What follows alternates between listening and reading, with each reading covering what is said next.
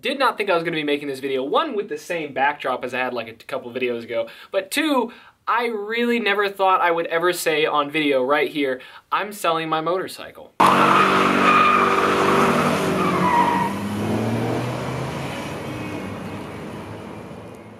I don't want to. I swear one of the best things about riding a motorcycle though, in fact, come to think of it, I brought my motorcycle jacket back from Maryland. I mean, I love this thing so much. I look like a freaking Power Ranger. I fucking love it, man. Like this, I love this.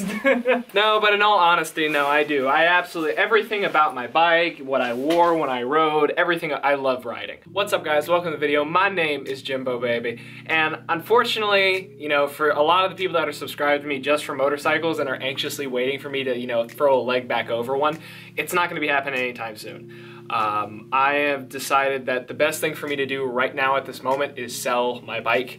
And one of the reasons I'm talking about it on here is because anybody who's interested in possibly purchasing my bike from me, I'll happily sell it to you. But I'll talk about that in a minute. Let me tell you what like led up to this, because you know it wasn't it wasn't like it just happened overnight. It's, you know, I've been thinking about it for a while. So for those who are a bit new to the channel, I used to ride a motorcycle. I got into riding motorcycles around February or so. I was into motorcycles for a little bit before then, but I bought a motorcycle in February. I made a lot of really stupid moto vlogs where I was riding way, way beyond my skill level, and I had a lot of fun doing it, and I met a lot of really cool people through riding a motorcycle. But right around May, I got so carried away to the point where my parents just wanted to pull the plug. My parents put a bike lock on my front wheel, so I actually couldn't move it. And the thing is, you know, out of all the things I drive, the Altima, the Corvette, the bike is the only one that's actually in my name. Like the bike is in my name, I insure it, I paid for the bike in full by myself. That is my vehicle. Nobody else's name is on that. But it's the only one that has a lock on it, oddly enough. But as much as I want to just chop it off, and I've been told by many, you know, hardcore riders that are just like, dude, like fucking just chop it off, like get over it. I have a little bit more respect for my parents than that. I know that, you know, ZFG, zero fucks given, I should just be like, yeah, fuck them, you know, like who cares, you know, ride your bike. It's not worth that much to me. I'd rather, my family is only gonna be around for so long. I could ride a motorcycle any time of the fucking day if I really wanted to. So I want my relationship with family to be good, especially when I'm just getting on my feet. And that's one of the other reasons I want to sell it as well, because me, where I am right now, even if I had the motorcycle here, I wouldn't have any time to ride it. You see, right now my time is precious, and what I do right now will determine where I go in the next couple years, especially within the next couple months, because November, like November 1st, somewhere around there, this house is being knocked down. By the time November rolls around, I gotta be making enough money to be able to support myself, especially in New Jersey or New York. That's a lot of money, and I'm not near that right now, and I'm not gonna be near it anymore, especially if I brought the bike down here. Right now what I'm juggling is my normal uploads on YouTube, which I'm actually gonna be slowing down this coming week. I'm gonna be doing Monday, Wednesday, Friday, and occasionally Saturday as well, because I'm working with Ferretti's stuff. I gotta get his stuff, you know, like perfect, because, you know, obviously I want to make more money there. And then he's also going to be hooking me up with some other people as well. And in order for me to get quote unquote hooked up with those people, I got some stuff I need to edit. For example, this 4 terabyte Lacy drive has what could be the future to me being a freelance videographer or working for a production company or whatnot. I got things I need to edit on this, and I haven't even touched it yet because I've been so busy with stuff. You know, I have a whole living room set up downstairs with a coffee table, a TV, my PS3. You know how many times I have turned that thing on? This is how many times. I don't have time to relax. Every time I'm laying on the bed that's behind this camera right now, I'm telling myself I need to get my ass up and work some more.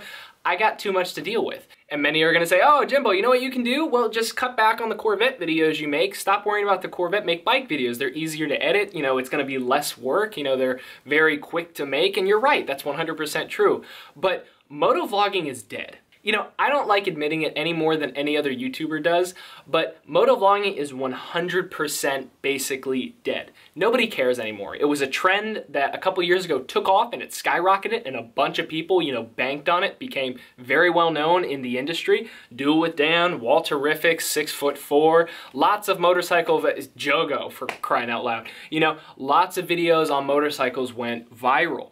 And a lot of, that started the trend of motovlogging. A lot of people got into it, a lot of people enjoyed it. Got a lot of other people that weren't into motorcycles, including me. But as time has gone on YouTube, the trend of motorcycles, views have decreased, and it's not because of YouTube's new algorithm nonsense. YouTube's algorithm has been changing the way it has been now for the past basically 2 years. It's just motorcycles don't matter anymore on YouTube. The trend is over. Jake the Garden Snake, almost 700,000 subscribers, gets 30,000 views a video. 6'4" Honda, 1 million subscribers on YouTube, gets like 40,000 views or 50,000 views a video. Fucking Joe's videos, 700,000 subscribers, gets like 20,000 views a video. There's a problem there. And if you think about it, it makes sense. Advertisers are gonna put their advertising money where it's gonna help them the most. There's not a lot of money in motorcycles compared to what there might be with how much GM is making or Dodge is making. You know how many Dodge, ads I see? But that kind of money is not in motorcycles. There is no Dodge equivalent to motorcycles. And if there was, maybe they'd have a shop, but they don't, unfortunately. That's why all these motovloggers keep complaining about ad revenue and shit. It's because their videos that they're making aren't making any money because nobody's investing in where those ads would show up. You look at car YouTubers, they're doing all right. I'm doing all right. Ferretti's doing great. Mike's doing great. Lots of these big names are doing great. And I'll tell you why. There's money there. End of story. There's money there. You notice why there's a lot of motovloggers getting project cars? There's a reason for that. Not a coincidence, they just want to have content that's besides motorcycles. Motovlogging is no longer a sustainable thing on YouTube. It just isn't. I mean, a couple years ago, hopes were through the roof and everybody was trying to get into it.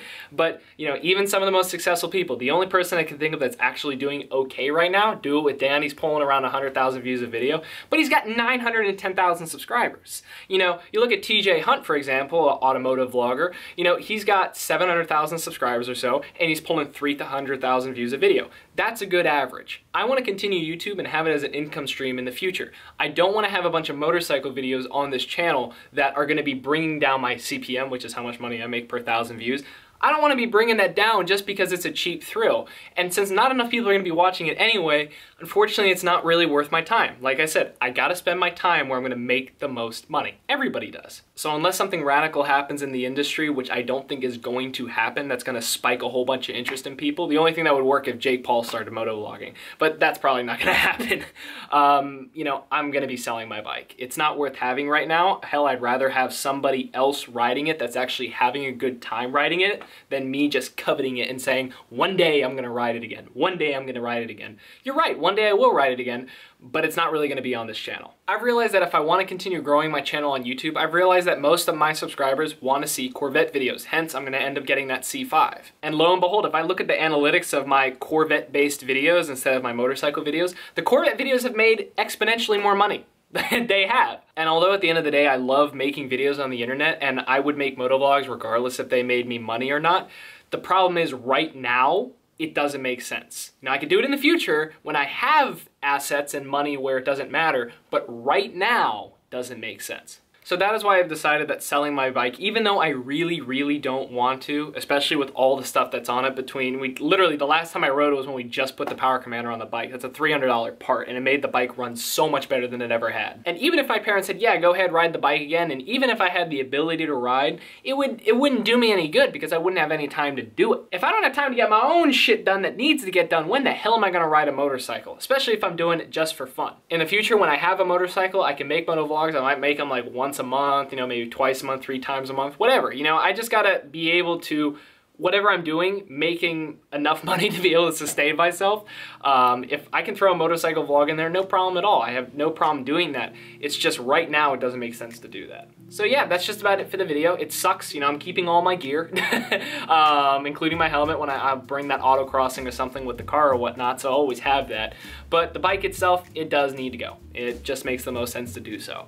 So if you're interested in purchasing it, I am on the East Coast. It's in Maryland right now. I'm in New Jersey. If you're interested in purchasing it, I will happily, get it ready to go.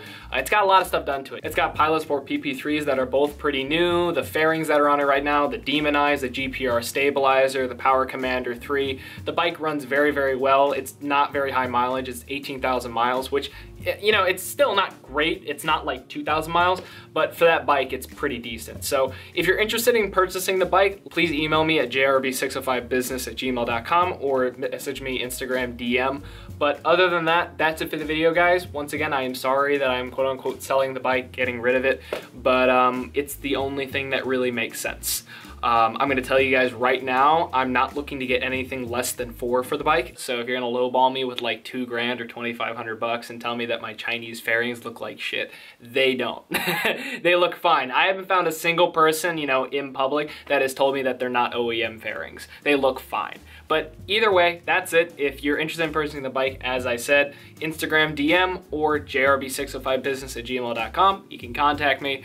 But other than that, guys, look forward to the C5. It's, in terms of like where we are in the buying process, me and the dealer are talking money right now, so I'm trying to get the car at a certain price because they're asking just a tad bit more than they probably should be for that car, but I really, really want that car. So, you know, I'm trying to play the walk away card, but you know, I think they know and I know that I'm not gonna walk away from that car. So I'll probably end up paying how much they're asking for, but I'm gonna see if I can get it down just a little bit because traveling for that car and where it is gonna be a pain in the ass.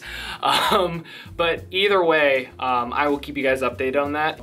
Soon, I'll be able to put this back on, I promise. He will return soon, don't worry, you will return, I promise you. But thank you guys for watching. If you enjoyed the video, if you think that I finally wisened up, obviously let me know in the comments. I'm sure if you've made it to this point, I'm sure you have already let me know in the comments, or you're scrolling through them right now looking at all the people saying, it's about time, you stupid piece of shit. Make sure to like the video for me, subscribe if you haven't already, hit those stupid fucking post notifications buttons so you actually see when the videos come out, because as I always say, and it is true, YouTube's kind of fucky and only lets you know sometimes when I post, so let's just bypass that, press that button, let you know every time. But with that, thank you for watching, guys. All of y'all have a fantastic day.